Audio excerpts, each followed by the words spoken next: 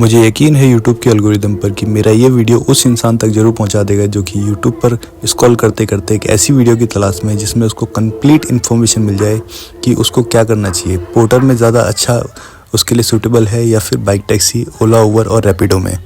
तो इस वीडियो में मैं आपको कंप्लीट इन्फॉर्मेशन देने वाला हूँ, तो बने रहिए मेरी वीडियो के साथ। वीडियो में आगे बढ़ने से पहले थोड़ा सा मैं आप सभी को अपने बारे में इन्फॉर्मेशन दे देता हूँ। मेरा नाम है ऋषि ठाकुर और 6 साल से मैं दिल्ली एनसीआर में ऑलमोस्ट सारे ही डिलीवरी सर्विस कंपनी में काम कर चुका हूँ, चाहे वो स्विगी जोमेटो हो, फूड डिलीवरी हो, बाइक टैक्सी हो, ओला उबर रैपिडो हो या फिर पार्सल की डिलीवरी हो, पोर्टर या अंकल डिलीवरी, ऐसे जितने ऐप हैं उन सभी में मैंने 6 साल ऑलमोस्ट अपने दिए हैं।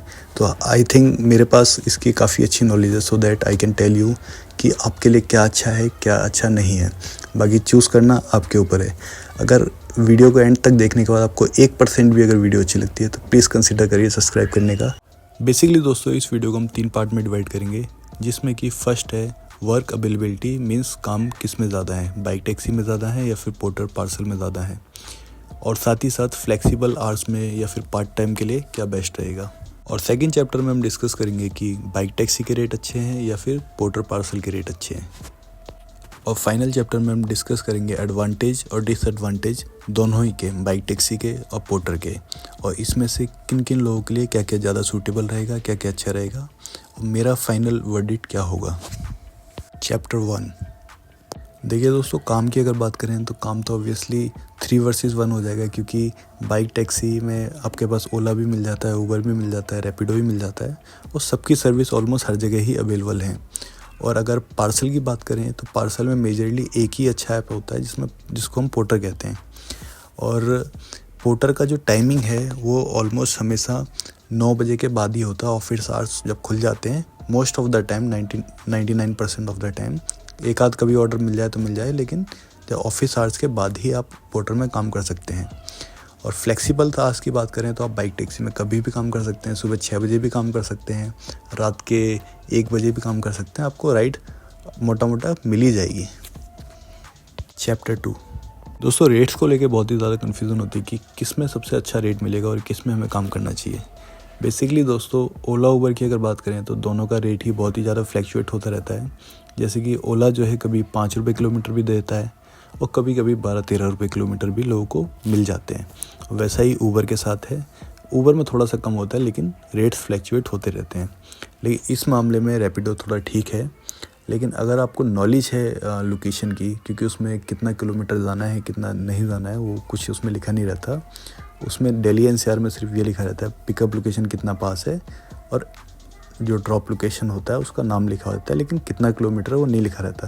अगर आपको नॉलेज है एरिया की और आपको सब कुछ पता है कि कितना दूर ये पड़ेगा, तो इस हिसाब से आप कैलकुलेट कर सकते हैं और उसमें रेट लिखा नहीं आता।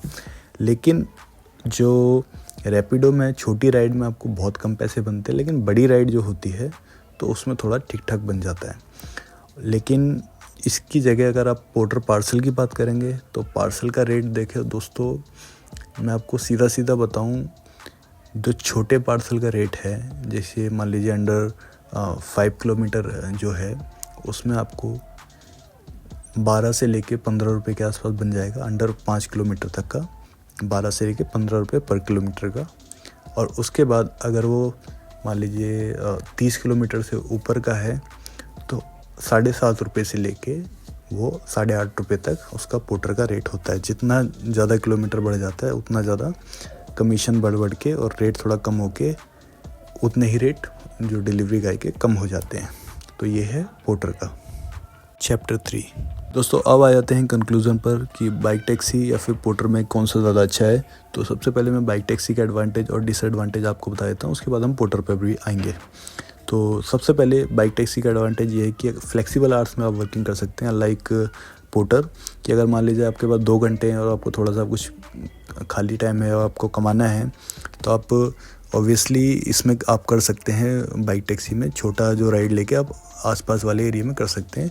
लेकिन पोर्टर में क्या है, आपको कभी 40 किलोमीटर भेज देगा, कभी 30 किलोमीटर भेज देगा।